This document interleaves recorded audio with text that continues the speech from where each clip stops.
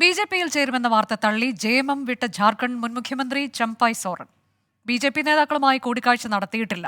അഭ്യൂഹങ്ങൾക്ക് പിന്നിൽ ആരെന്ന് അറിയില്ലെന്നും ചംപായ് സോറൻ പറഞ്ഞു. വിനീത വിജയ് വിവരങ്ങളുമായി. വിനീത, കഴിഞ്ഞ ദിവസവും അദ്ദേഹം വ്യക്തമാക്കിയത് താൻ എവിടെയാണോ അവിടെ തന്നെ തുടരുമെന്നുള്ളതാണ്. ഇപ്പോൾ കുറച്ചുകൂടി അത് സ്ഥിരീകരിച്ച് പറഞ്ഞിരിക്കുകയാണോ?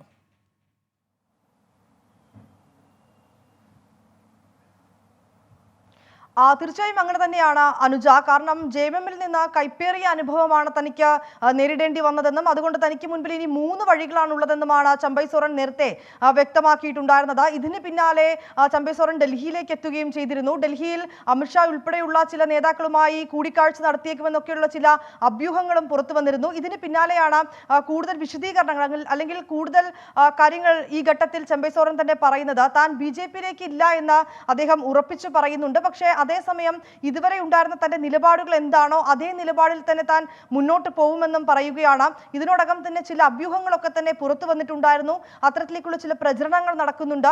പക്ഷേ ഈ അഭ്യൂഹങ്ങൾക്കൊക്കെ പിന്നിൽ ആരാണ് എന്നുള്ളത് തനിക്ക് അറിയില്ല എന്നും അദ്ദേഹം പറഞ്ഞിട്ടുണ്ട്. നേരത്തെ തന്നെ ഡൽഹിയിലേക്ക് എത്തിയ ചംപായ് സോറൻ താൻ വ്യക്തിപരമായിട്ടുള്ള ആവശ്യങ്ങൾക്കായാണ്, തന്റെ മകളെ കാണുന്നതിന് വേണ്ടിയാണ് താൻ ഡൽഹിയിലേക്ക് എത്തിയതെന്നൊക്കെയാണ് അന്ന് പറഞ്ഞിട്ടുണ്ടായിരുന്നത്. പക്ഷേ ഇതിന് പിന്നാലെ ഉണ്ടായ ചില രാഷ്ട്രീയ വിവാദങ്ങൾ, ചില ആരോപണങ്ങളൊക്കെ ചംപായ് സോറൻ തന്നെ പിന്നീട് താൻ അതൃപ്തിയിലാണെന്ന് കൂടി പറഞ്ഞ സാഹചര്യത്തിൽ അദ്ദേഹം ബിജെപിയിലേക്ക് പോകുമെന്ന തരത്തിൽ ചില പ്രചരണങ്ങൾ ഉണ്ടായിരുന്നു.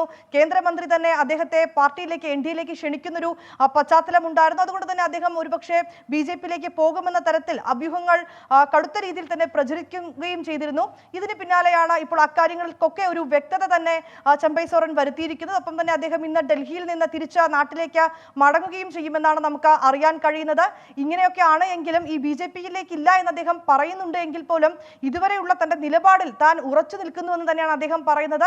അതായത് തനിക്ക് മുൻപിൽ 3 വഴികളുണ്ട് എന്നും അദ്ദേഹം നേരത്തെ പറഞ്ഞിരുന്നു. ആ വഴികൾ അത് അങ്ങനെ തന്നെ നിൽക്കുന്നുവെന്ന് തന്നെയാണ് അദ്ദേഹം പറഞ്ഞു വെക്കുന്നത്. അതിൽ ഏറ്റവും പ്രധാനമായും ഉള്ളത് ഈ രാഷ്ട്രീയത്തിൽ നിന്ന് രാജിവെക്കുക, അല്ലെങ്കിൽ പുതിയൊരു സംഘടന രൂപീകരിക്കുക, അല്ലെങ്കിൽ ഒരു കൂട്ടാളിയെ കണ്ടെത്തി ഒപ്പം മുന്നോട്ട് പോവുക എന്നിങ്ങനെയുള്ള തന്റെ നിലപാടിൽ അത് അങ്ങനെ തന്നെ ആ നിലപാട് തുടരുമെന്നും അദ്ദേഹം വ്യക്തമാക്കുകയാണ്. അനുജ, ബിജെപിയിലേക്കില്ല എന്നൊരിക്കൽ കൂടി ആവർത്തിക്കുകയാണ് ചംപായ് സോറൻ.